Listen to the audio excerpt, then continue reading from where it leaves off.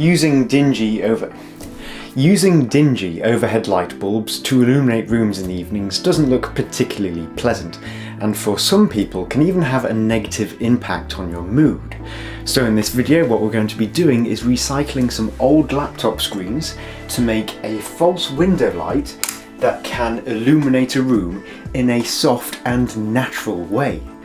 In addition to being far more relaxing, this project is great for the environment because of recycling and better energy usage because the LEDs used in these screens are just so efficient. Now this to me feels like a really classic DIY perks video, so without further ado, let's get going. So the first step in this project is to acquire some broken laptop screens. Removing these from laptops is usually quite a simple process, requiring you to first remove the screen bezel. These are often held in by screws that are hidden behind rubber pads, and once removed it should just unclip. Then it's just a case of undoing the screws around the panel itself and pulling it out. Alternatively, you could get some broken screens from a PC repair shop. These are usually just thrown away, so it's worth giving your local shop a call to see what they've got. Don't let them charge you much for them though, because they really are just thrown away most of the time. Now keep in mind that there are two backlight types used in laptop screens. Older ones use compact fluorescent lights, whereas newer ones use LEDs, which are the type we want for this project and are thankfully becoming the easiest to find. To check what type of backlight a panel uses, perform a search on its model number and take a look at its spec sheets. It should be clearly listed as either being LED backlit or CCFL backlit. Another way to tell is by looking at the control board on the back and seeing if there's a small ribbon cable running off it, usually on the right hand side. If it is there, it's usually a good indicator of it being an LED backlit panel. In any case, once you've got your hands on some panels, the first thing to do is set up the power source. For this we'll need a 12-volt power adapter, and as we'll be using 4 screens, which use just under 5 watts each, it needs to be able to supply at least 18 watts. At 12 volts, this is of course 1.5 amps. In order to plug this adapter into the screens, we'll first get a reasonable length of paired wire and solder a socket to its end for the adapter to plug into. Here I've made sure that the black wire connects to the negative side and the red wire connects to the positive side. As the panels also need a signal voltage in order to turn on, we need to also derive around 5 volts from this 12-volt power source by making a voltage divider using two 180 ohm resistors.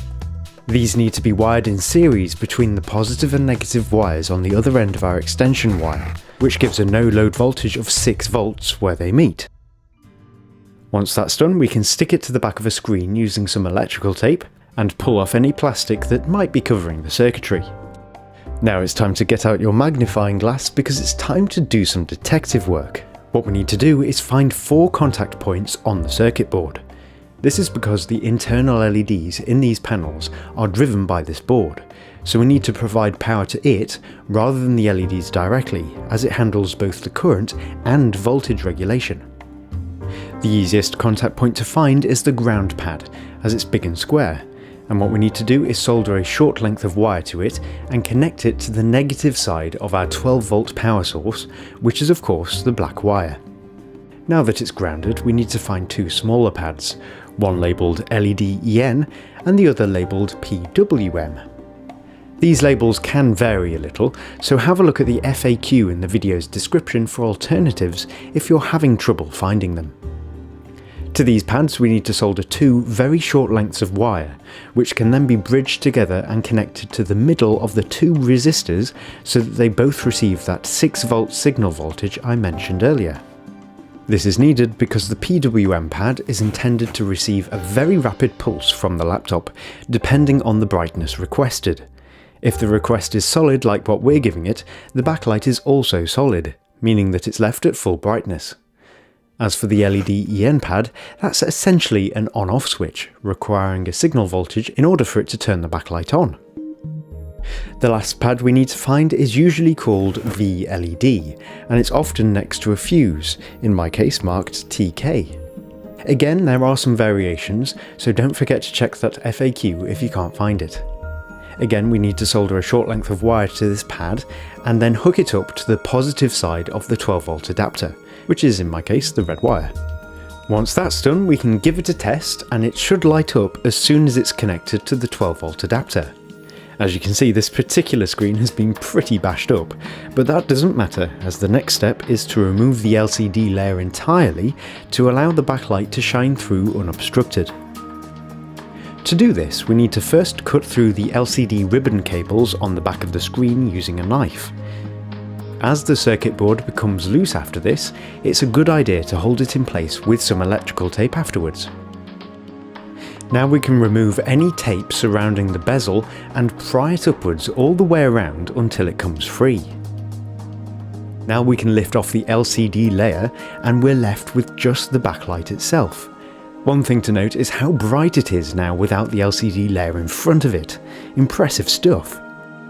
Now there are a few diffusion and Fresnel layers still over the backlight, but I recommend leaving these in as they focus the light forwards and give the impression of a three-dimensional space behind the backlight itself, which really helps it to look like a real window. Just for comparison, here's a screen with all of the diffusion and Fresnel layers left in, and one with them all taken out.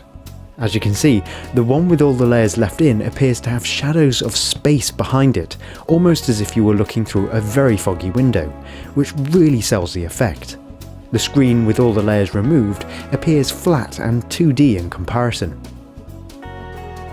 So now the bezel can be put back on, and once all of the screens are wired up to the 12-volt power adapter and the resistors, it's time to fix them all together.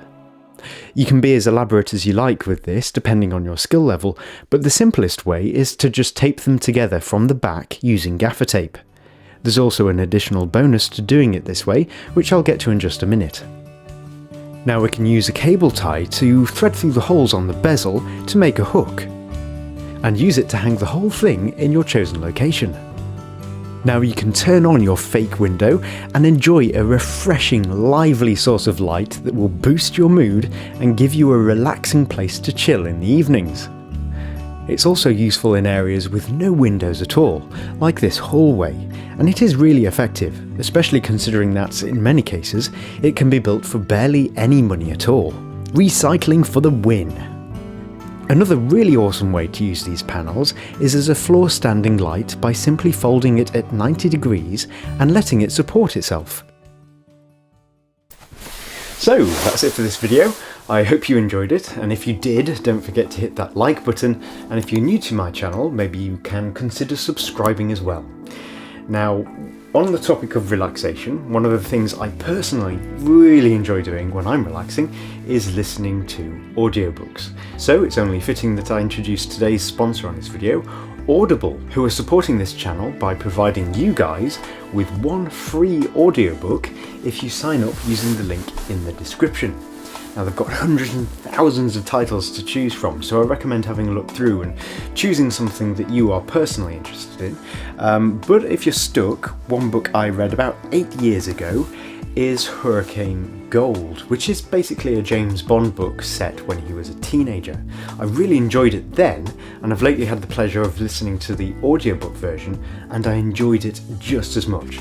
So if you're stuck, I do recommend giving this one a try.